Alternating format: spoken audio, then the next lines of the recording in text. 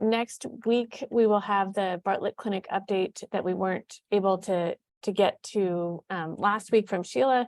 And then we'll have cases and then cases again for the last week in July.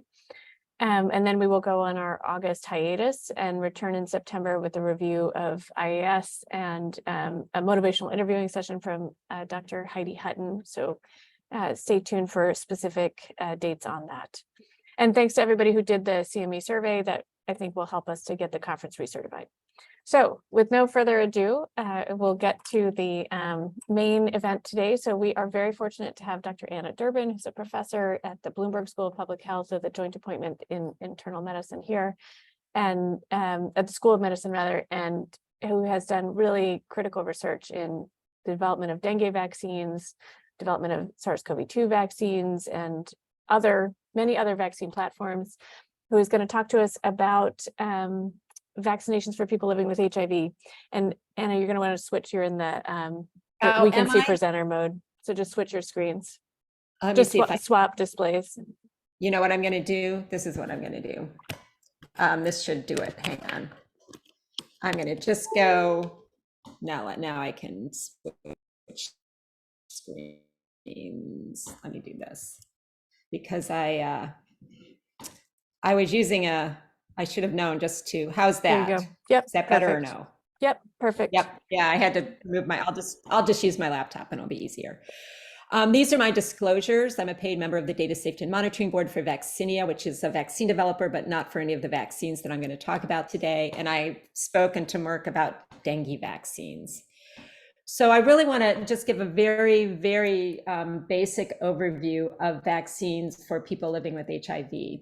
And I am, adult internal medicine, infectious diseases. I will tell you, during my medical school and my residency, fellowship, and a lot of my career, adults and vaccines weren't really discussed. We always talk about vaccines with kids, pediatrics, but in recent years, the adult vaccination schedule has we're seeing more and more vaccines for adults.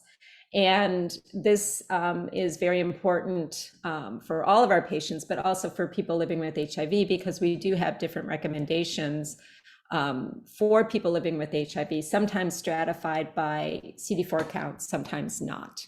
So I want to start with contraindications and precautions, because I think this sometimes gets a little bit overlooked, or should I say, we don't give vaccines sometimes when we should, because we're concerned, oh, this person has a runny nose, this person has a fever, should we give a vaccine? So what I've listed here are the contraindications for vaccination, and you'll see this in the package insert, you'll see this on the CDC website, etc. But a contraindication means the vaccine should not be administered. And these are generally for safety reasons. The person has a condition that increases the risk, for instance, for a serious adverse event. And where we really see this is with severely immunocompromised persons and live vaccines. We have a fairly strict rule about giving live vaccines to immunocompromised persons. However, you'll see when I talk about people living with HIV, we can give live attenuated vaccines to people living with HIV, depending on their CD4 count. A precaution is a condition in a recipient that might increase the risk for a serious adverse event, or it might cause a diagnostic dilemma. For instance, we don't know if that person had a fever because of the vaccine or because of an upper respiratory tract infection or something like that. Or it might compromise the ability of the vaccine to produce immunity. So for instance, if somebody has been on high-dose steroids for a long period of time, they're going to be coming off of those steroids. You do want to wait to vaccinate them, because high-dose steroids is immunocompromising and may affect their immune response. So the presence of a moderate or severe acute illness with or without fever is a precaution. It's not a contraindication. So one of the things that you want to do when you're evaluating a person, it's always the evaluation of, should I vaccinate this person? Shouldn't I? What are the chances they're going to come back? How, what is the illness? If they have a fever of 103, no, we're not going to vaccinate them. If they have a runny nose and a very low grade fever and they may not come back for vaccination and you think it's important that they be vaccinated, then that's, a decision you can make to vaccinate. So it's a precaution, but not a contraindication. This is the greatest resource for adult immunization, including people living with HIV. And I really like this because CDC has updated this over the years to include immunocompromised people, people living with HIV, other conditions that they didn't used to have in terms of their immunization schedule. And this is just one page, and I've listed in the bottom the source for this, but this is just one section that visually shows you when vaccines are recommended, what are some of the precautions, contraindications, special conditions. There's actually several pages where you can go and you can get information about each vaccine. And they do, on several of the vaccines, have sections that are specifically related to people living with HIV. So this is a really great one source resource. You can print this out when you go. They have a PDF, you can laminate it, whatever, but it's really, I think, an excellent resource for any adult clinician who's, as adults, that they need to vaccinate. And what you can see is the yellow is recommended for vaccination, who meet age requirements, etc. Of course, red is contraindicated. Purple or lavender is recommended for adults with additional risk factors or another indication. And then the light blue is recommended vaccination based on shared clinical decision making. And shared clinical decision making is a term that ACIP tends to use when they don't have a strong indication for vaccination, but think that it's a discussion between the patient and the clinician about whether or not the person should receive the vaccination. So I always start with pneumococcal vaccines because I will tell you, I was confused by pneumococcal vaccines for years and years and years because the recommendations for adults were different than children. We keep getting more pneumococcal vaccines. We have 2 different types of pneumococcal vaccines.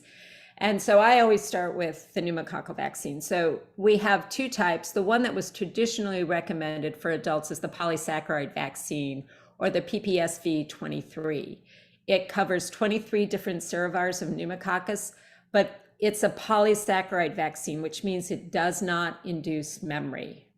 It doesn't have any protein in it, so it can't stimulate T cells, and we don't get immunological memory with the polysaccharide vaccine. And that's really why we hadn't been giving it to children when we had the protein conjugated vaccines. So we now have protein conjugate vaccines. We've had several iterations of the different protein conjugate vaccines. And this is where we have the different sugars from different capsules of different pneumococcal serovars that have been conjugated to protein. And that protein means that you do get memory. As it's processed, it's presented to T cells, CD4 T cells, and we can get immunological memory, which makes it a better vaccine. We have PCV15, which covers 15 serovars, and now we have PCV20, which covers 20 serovars. And so now we have different recommendations depending upon which vaccine you've gotten previously and when you got that vaccine previously. But for people living with HIV, those people who have not previously received PCV13, PCV15, or PCV20, they should receive 1 dose of PCV15 or 1 dose of PCV20. I'm going to recommend, the recommendation really 1 dose of PCV20, because if they've received PCV15, then this should be followed by a dose of PPSV23 given at least 1 year after the PCV15 dose. And that's because, again, the number of serovars that are being covered. PCV20 has 20 out of the 23, PCV15 has fewer. So the recommendation is if you get PCV, or if you give PCV20, then you should be followed by a dose of PPSV23, but it has to be given at a long interval. The recommended interval is 1 year because it was found that the immune response to the polysaccharide vaccine was muted if it was given too soon after the conjugate vaccine. Now, if for some reason you think your patient really needs to get the PPSV23 sooner, you can give it at a minimal interval of 8 weeks.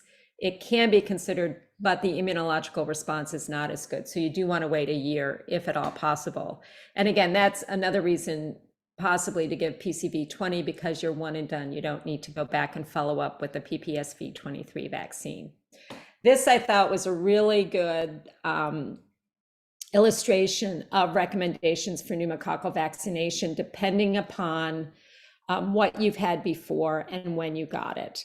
And so what you can see is if you have not had any pneumococcal vaccine, if you're an adult and you've not had any pneumococcal vaccine, the preferred option is option A, where you would get PCV20 because again, you're one and done. If for some reason you can't, you give PCV20, you give PCV15, then you need to follow up with the polysaccharide vaccine a year later.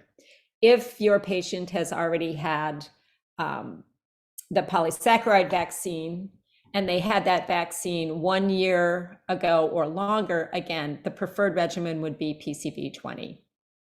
If they had PCV13 at any age, the preferred regimen is PCV20.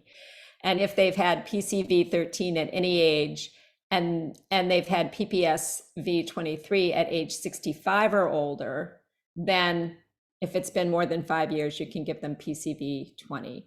But I think this is just a really good illustration of the recommendations. And I think it's getting easier now that we do have a PCV20 that we can give, and then we're one and done and we don't have to worry about the polysaccharide vaccine anymore. I do think as we move forward and Merck is making, vaccine manufacturers are making protein conjugate vaccines that are more than 20 serovirs, and those are going to be coming out in upcoming years. I think we're going to see the polysaccharide vaccine completely disappear, which hopefully will make things easier as well. So this is 19 to 64 with specified immunocompromising conditions, and we put people living with HIV in that category.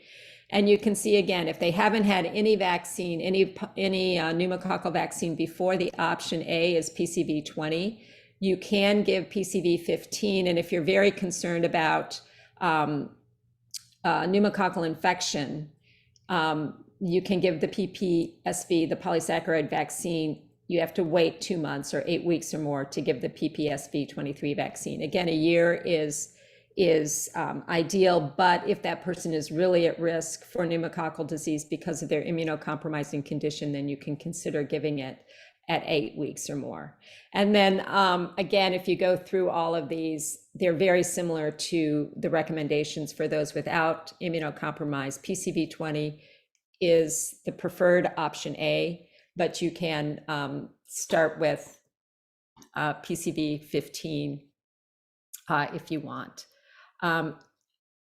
What I'm showing down here is the different immunocompromising conditions, and here we have HIV as one of it. But I think the major point of this slide is that PCV20 is the preferred option, depending on what they got before, whether it's the polysaccharide vaccine, PCV13, or PCV13 and 1 dose of polysaccharide vaccine. The PCV20 is the preferred regimen. Other regimens are a bit more complicated, and I think that just makes it more difficult for clinicians and patients to be adherent. But again, this is a great resource you can flip back to if you're not sure what your patient got, or you do know and you want to figure out what vaccine you should give them. Really, the go-to generally is PCV20. The interval is dependent upon what they've had before, mostly if they've had the polysaccharide vaccine, either with PCV13, 1 or 2 doses of polysaccharide vaccine. You have to wait a longer period of time, more than 5 years. Otherwise, if they've had a previous PCV13 or the polysaccharide vaccine only, you just have to wait a year. So I'm also going to come to Anna, can I just? Oh, sure. Just very quickly. So 2 quick questions. There's one in the chat is the reason for spacing vaccines more than 8 weeks concern for efficacy or concern for adverse effects? Efficacy. Okay. It's And then, the immune response. and then the second question that always comes up, it just, how frequently do you repeat? So if they've had, and this is the beauty of the PCV20 vaccine, currently there are not any recommendations for repeat. That doesn't mean it won't change in the future because this vaccine is relatively new. But because it's a conjugate vaccine, it induces memory. And so if you're exposed or if your patient is exposed to pneumococcus in the future, the thought is that that memory response is enough to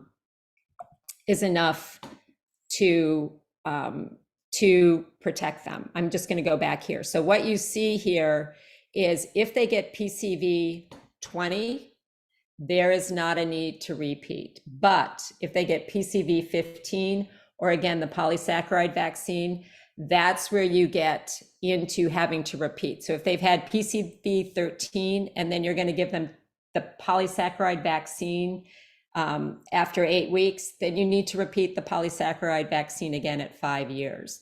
So the beauty of PCV 20 right now is that at this point in time, now it doesn't mean things won't change, but at this point of time, if you get the protein conjugated 20-valent vaccine, we don't have an indication for repeating yet. Is that helpful? Yeah, thank you so much. Yeah, I think that's why we're going to see the polysaccharide vaccine phased out. I have no doubt about that, and probably lower valency vaccines as well. We're only going to be getting pneumococcal vaccines with 20 valencies or higher in the future. Okay, I'm going to move on to measles, mumps, rubella because, the dogma has always been, oh, we can't give MMR to immunocompromised people because it's a live vaccine. And there were quite a number of studies, particularly in children, of administering MMR to children who were in fact HIV infected. And there were a few cases of measles infection from the vaccine, one of which was lethal, in a person who had CD4 counts below 200 or percentages less than 15%. However, when they looked at a retrospective study of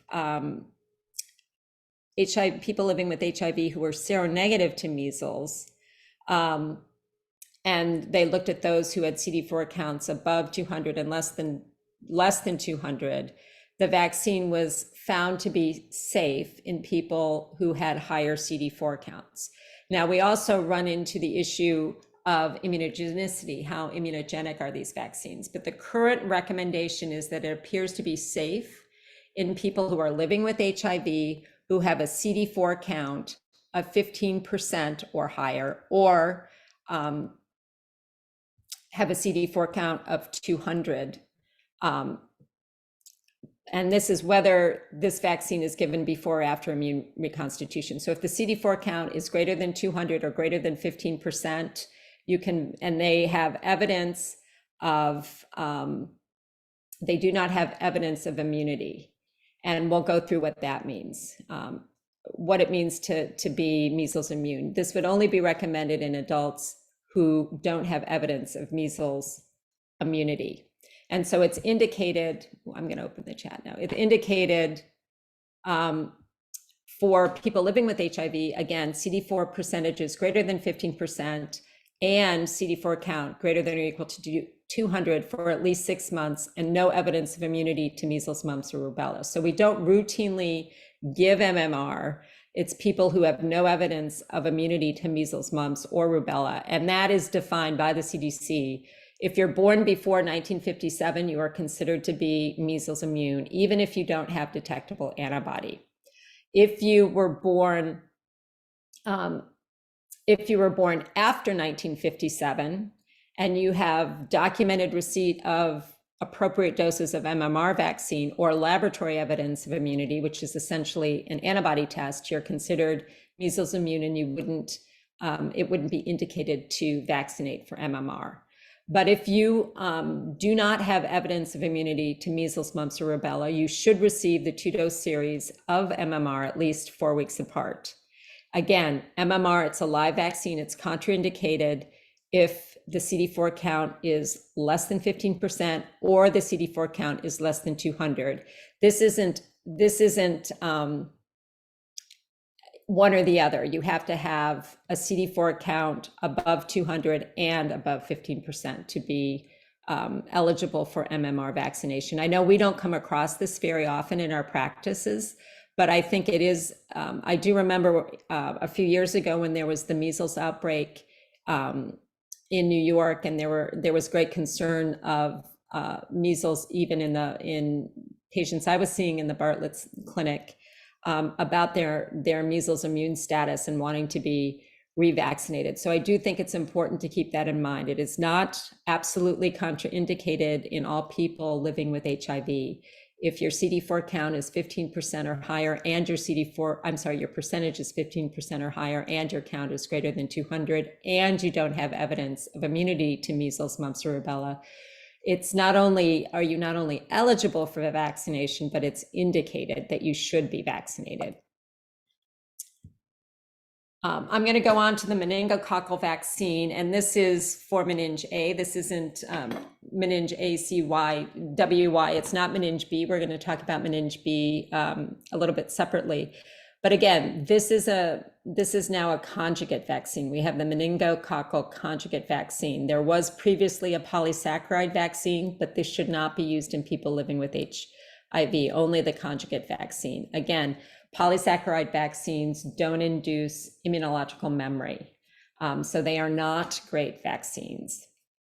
The adult dosing is 2 doses are given 8 weeks apart, followed by a booster dose every 5 years for people living with HIV. So you get your initial primary series, which is 2 doses given 8 weeks apart, followed by a booster dose every 5 years, and that's for people living with HIV. The meningococcal B vaccine, there are 2 different ones. They are not interchangeable, so you have to give the same one if you've given 2 doses. But this is not routinely recommended for people living with HIV. It's recommended for adults with an additional risk factor or other indication. And that typically is asplenia, whether it's functional or due to surgery, people with complement deficiencies, and then people who may be at higher risk. For instance, if there's an outbreak of meninge B in a certain population, then that can be, then it can be recommended. And we see that typically in dormitory settings, college students, but also sometimes in men who have sex with men, there may be an outbreak. That was particularly true of meninge A, and that's where the recommendation for universal vaccination for all people living with HIV came from. We know that people living with HIV are at higher risk for meningococcal disease and should receive the conjugated meningococcal vaccine, but not everybody. It's not recommended that everybody get meninge B, and you can look at the specific indications, but it's really outbreak setting indicated unless somebody has functional asplenia or complement deficiency. So people, for instance, sickle cell patients who may be people living with HIV should get meningococcal B because they have functional asplenia. I'm just going to briefly go through hepatitis vaccination that is routinely recommended for people living with HIV, regardless of CD4 count. These vaccines are highly effective. They are not live attenuated vaccines, so they can be given to all people living with HIV, regardless of CD4 count. It's just important to note that the lower the CD4 count, particularly below 100, may affect immune response.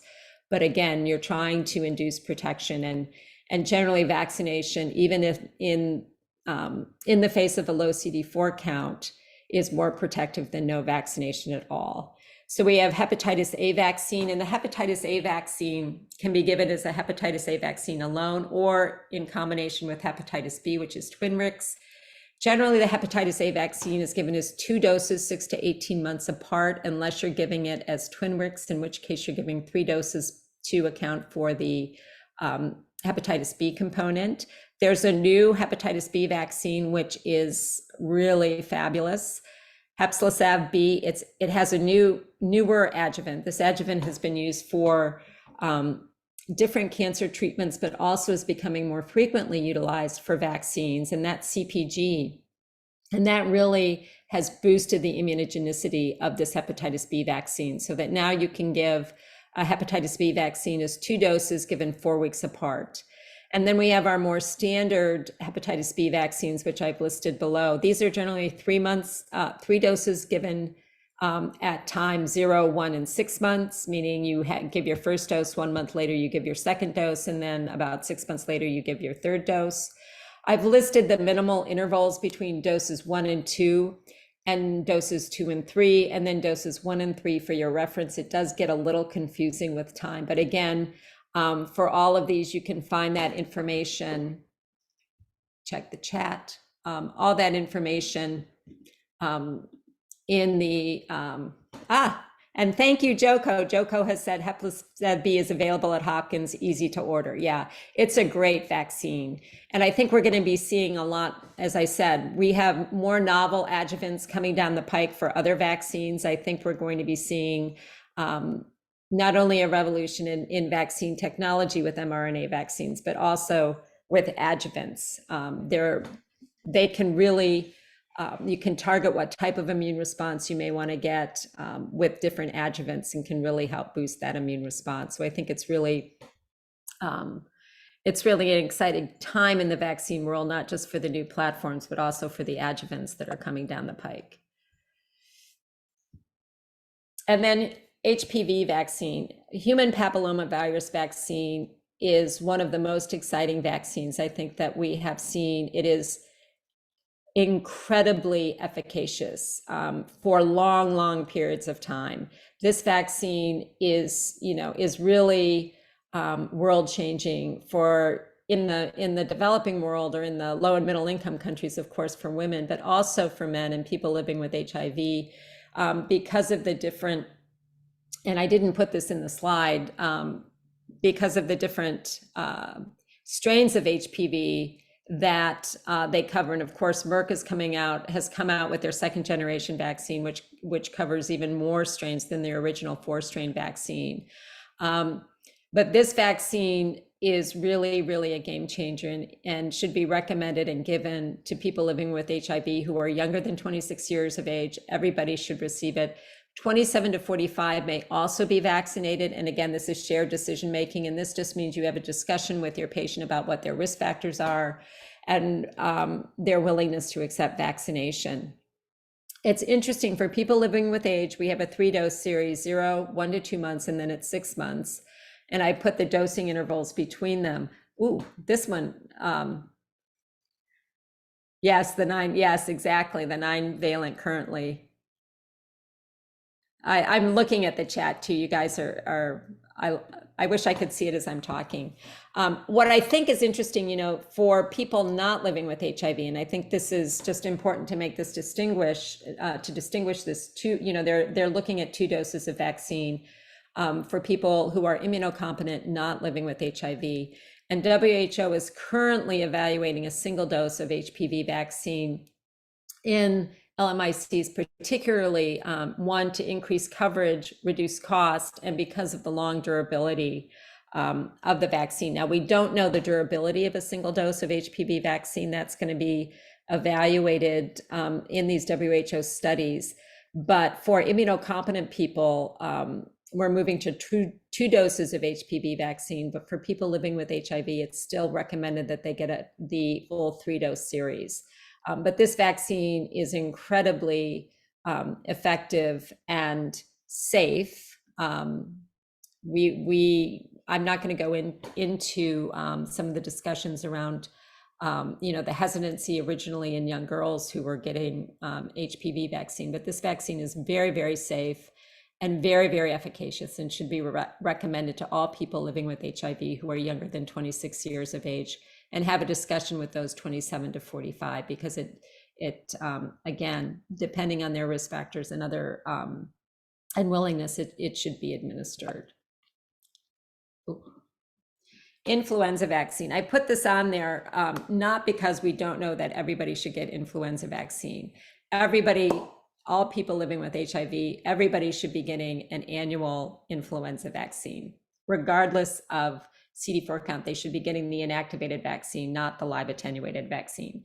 But the reason I put this up is because the changes that have been made regarding egg allergy and whether or not people who have egg allergy should not be vaccinated. And really the thought process around egg allergy as a contraindication to influenza vaccine has changed. So depending on what the allergy was, even if they had angioedema, respiratory distress, or required epinephrine or other emergency medical intervention, any influenza vaccine is still appropriate for their age and health status, but you should be using, if you're using an egg-based inactivated vaccine, it should be given in a medical setting under supervision of healthcare providers who can handle and recognize severe allergic reactions. But a severe egg allergy is no longer an absolute contraindication to influenza vaccine. This would be a precaution. And under this, you would want to make sure that the vaccine is administered in the proper facility. If they have hives only, any influenza vaccine is appropriate for their age. So just things to consider, because we used to say if they've had egg allergy, then this vaccine is no longer recommended. And this is true for all vaccines that use eggs as part of their developmental process. And that includes, for instance, yellow fever vaccine, which I'm not going to talk about today because it is really for a special population. Oh, there you go. Bill Moss just went in for the 1-dose HPV vaccine. Yep. I will say Merck and other companies are not happy with that, but I think that, in terms of how we can increase our coverage and the efficacy of the vaccine, it certainly is indicated. Guillain-Barré syndrome and influenza vaccine. This is another, situation that used to be thought as an absolute contraindication. It is not. So previous episode of Guillain-Barré syndrome occurring less than 6 weeks following influenza vaccine or other vaccines such as DTaP is not a contraindication to vaccination. It is a precaution. And we saw this a lot. I saw this a lot looking at COVID vaccines and administering COVID vaccines, for instance, to people who had a history of GBS. People who have developed GBS can receive an influenza vaccine, but it's something, a good conversation with the person and follow up to ensure that if any symptoms, signs or symptoms of GBS do develop, they're followed. It is, people are very understandably nervous about receiving an influenza vaccine if they've already experienced an episode of GBS following previous vaccination, either for influenza or others. But the data that have looked at this from neurology, from CDC, from ACIP, has shown that yes, if you had GBS following influenza vaccine, it doesn't mean you're going to have GBS the next time you get an influenza vaccine.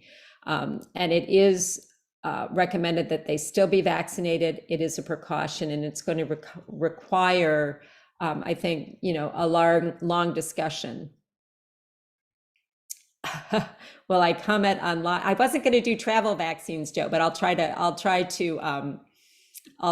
comment on that. There is an inactivated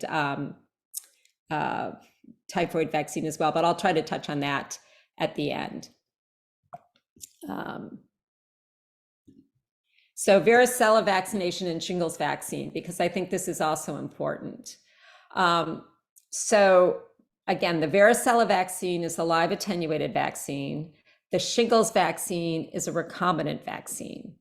So varicella can be considered for people living with HIV who have a CD4 percentage greater than 15%. And you'll see that these criteria are pretty standard for live vaccines, and a CD4 count of greater than or equal to 200 without evidence of varicella immunity. And I've put what evidence of varicella immunity is. And it's essentially if you were born before 1980, when the vaccine became recommended and widely used, you are thought to be varicella immune unless you're pregnant or a healthcare worker. And that's because they really want to test for varicella and test for antibodies and make sure that you're immune, because of the risks that varicella poses for pregnant women and the risk to healthcare workers in transmitting that.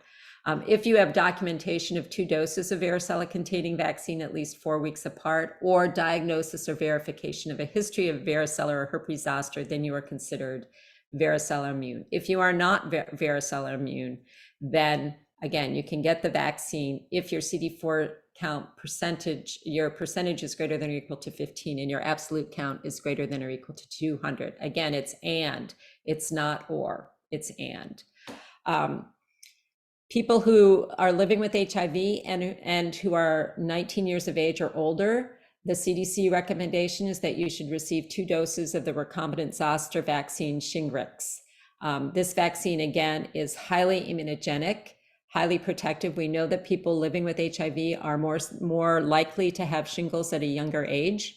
And so CDC and ACIP have recommended that Shingrix be given, the recombinant zoster vaccine be given to all people living with HIV who are 19 years of age or older. It doesn't matter what the CD4 count is. This is not a live vaccine. It's a recombinant vaccine.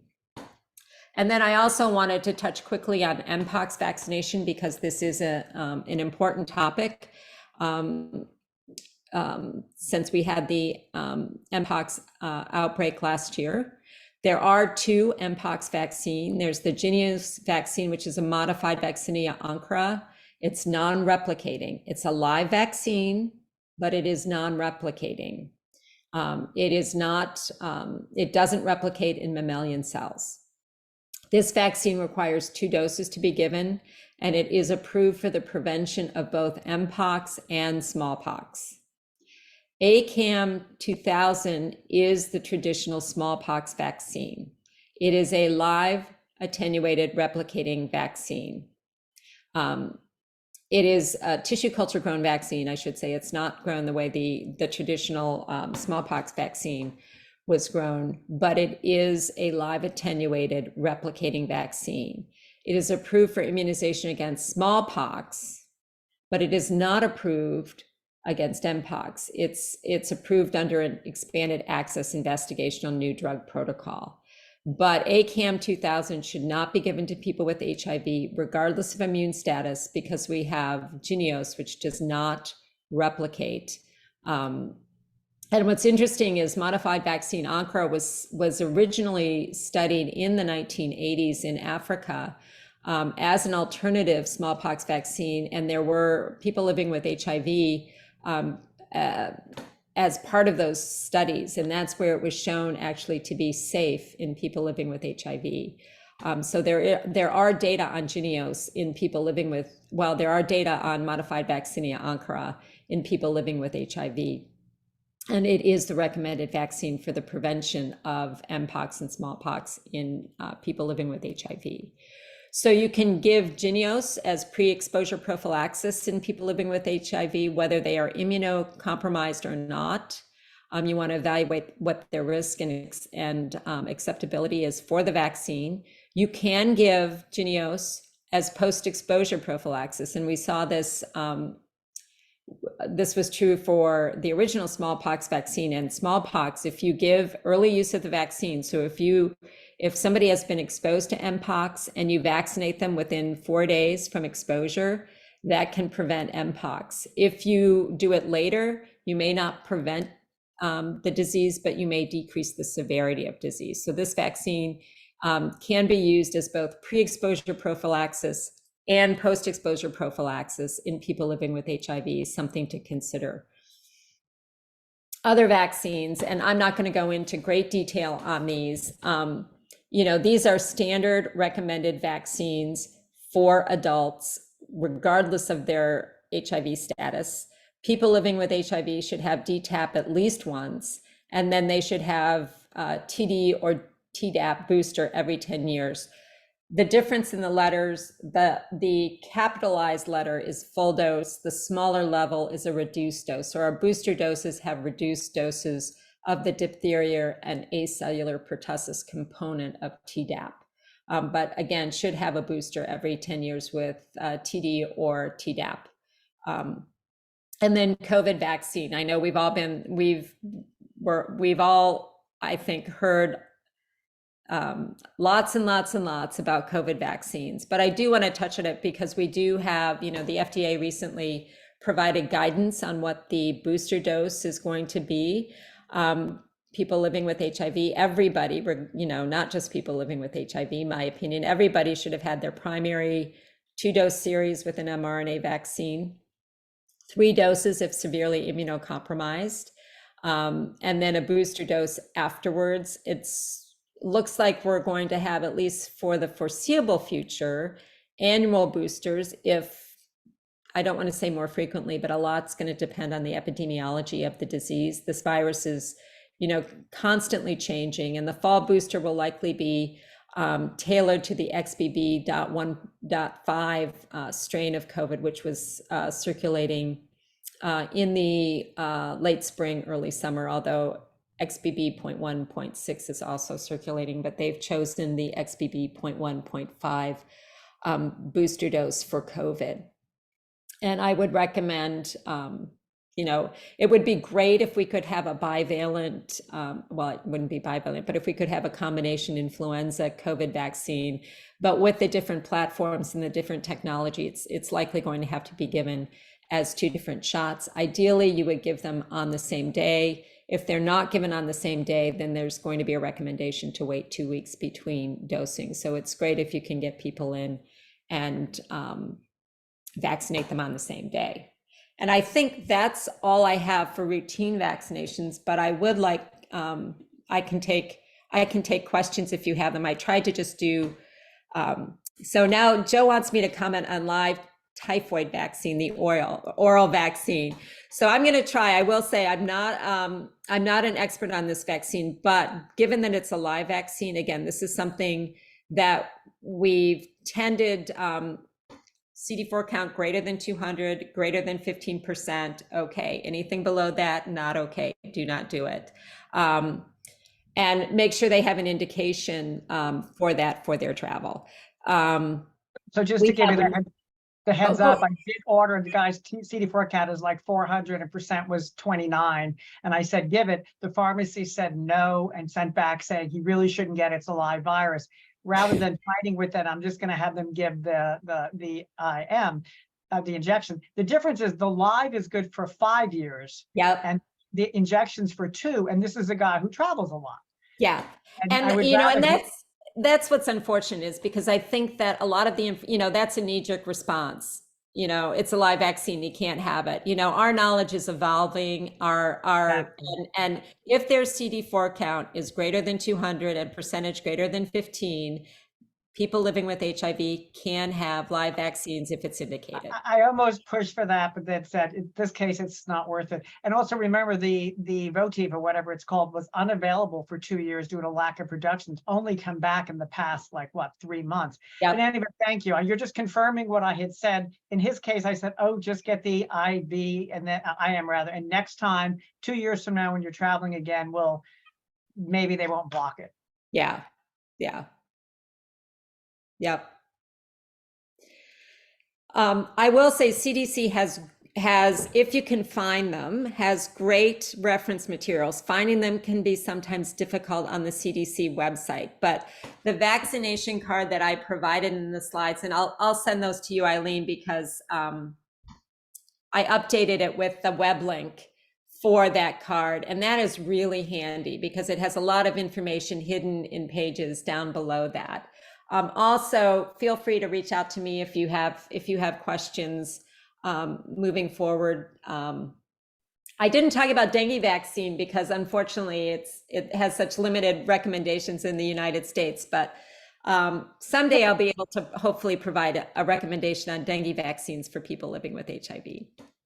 We will stay tuned for that. And I just wanted to ask one other question, which is one that has come up sometimes.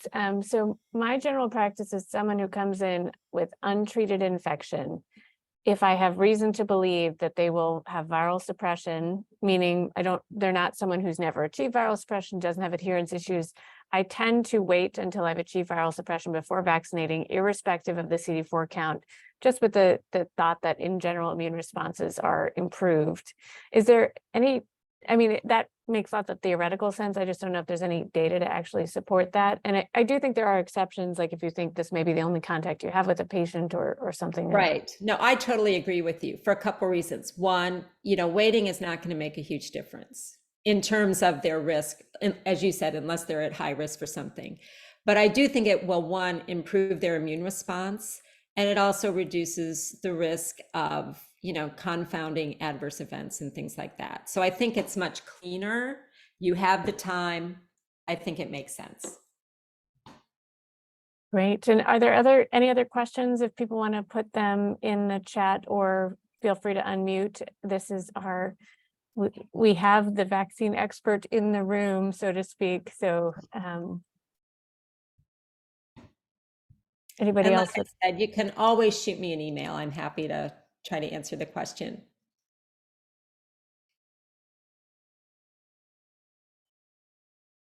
I think in my own practice, I probably have some room to try to have more informed discussions about HPV vaccination in people outside the age range, and then see what happens on the insurance side. I do have one patient who was outside the recommended age range who did actually manage to get it covered by his insurance, but he's like an extremely intelligent, logical person who basically argued the insurance company into providing it. So.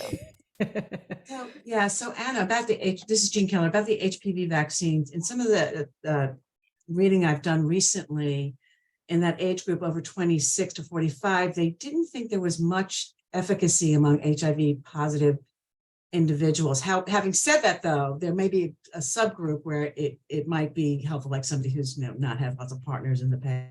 Right. I mean, that's really, you're balancing what their risk is. So if somebody has had multiple sexual partners and they're already infected with the different strains covered in the vaccine, you're not going to see huge efficacy. Now, but for others, I think it makes sense. And I've also, I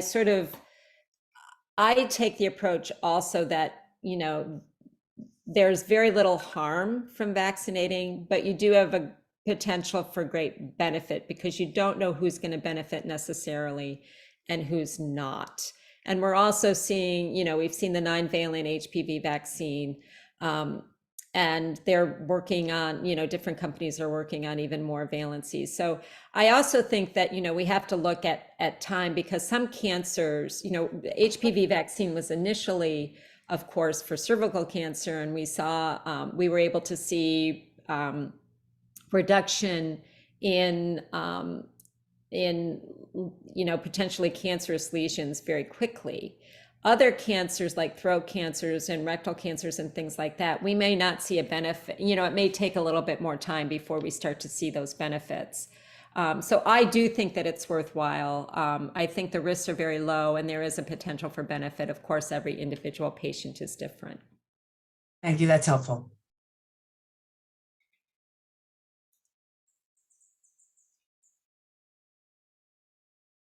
Anyone else? Well, I for one feel much better about what I will be ordering for all sorts of people. And I always have this feeling of insecurity when I get to the immunization section, but I feel much better. And as Dr. Durbin said, she will send me those slides and I'll put them up on the team so we can access all of those tables to answer the more specific questions. And I'll just say thank you so much. This was incredibly helpful and very clear. Oh, good. I'll also send you the whole CDC recommended immunization pamphlet that I took the one slide from, so that you can post that as well. That'll be helpful. So thank you so much, and happy vacation to you and everyone else. Have a good weekend. Thanks so much. Take care. Bye-bye.